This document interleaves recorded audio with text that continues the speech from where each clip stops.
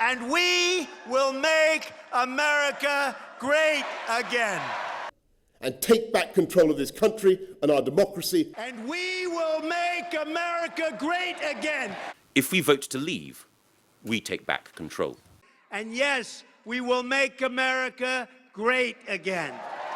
The echo of insurgency, both sides of the Atlantic Ocean. And turn the page to a bright and shining future. 2016, it once seemed, would be the year things almost happened, the rising of populist movements around the world. But after the Brexit vote, suddenly we realised that voice didn't just have the power to unsettle, but to upend. It was a moment many on this side of the ocean fully woke up to Trump. I certainly think that the Brexit has energized a lot of voters here in the States.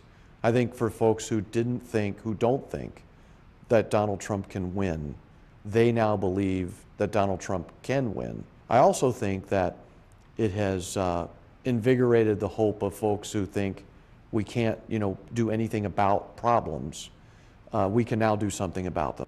Brett O'Donnell, a Republican strategist who's advised former presidential candidate Mitt Romney, was called in by the Leave EU team to help them prepare for the debates. We were very careful about trying to characterize this as taking back control of your country as opposed to losing control of your country, and being hopeful about your country as opposed to being fearful.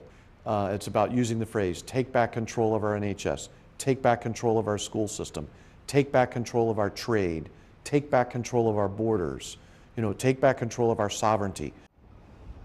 The Brexit-Trump analogy is far from perfect, but they each speak to a sense of reclaiming, and that, I think, is key. Whether it's about your borders or your former greatness as a country, it appeals to a people who feel that something slipped out of their grasp. They're asking for it again.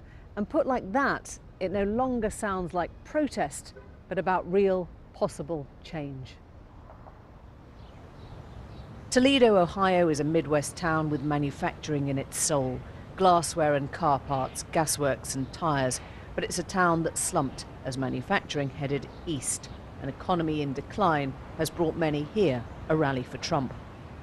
I will not tolerate anyone violating Mr. Trump's right to speak here today, or your right to assemble and to listen to what he has to say. Do not physically engage the protesters. They embrace their newfound identity as deplorables after Hillary's comments about racism and xenophobia of his supporters hit a wrong note. I think it's disgusting that a presidential nominee could call a large segment of a population deplorables. If she would win, she would be president of everybody. And as we move through the queue, I'm curious to know if the same factors that drove Brexit are driving Trump. The dilution of American culture is deteriorating the structure and the solidity of this country. In Europe, you guys have a big problem because there's no borders. I think it's sad that these illegal immigrants get all this freedom, and we have veterans who are homeless, who can't afford health care, who have to wait, months on top of months. They've been waiting since 9 this morning. Donald Trump finally arrives here at 2:30. This is a movement, and we're taking our country back for the people. We're taking it back. We're taking the country back, we're taking it back. That kind of easy slogan has proved critical to his messaging during this campaign, whether it means jobs or military might or nostalgia simply. It's about drilling a message home time and time again. He tells his fans, they tell others, a kind of verbal pyramid selling that has proved so utterly effective. In downtown Toledo, I meet Mike and Ed, friends across the political divide.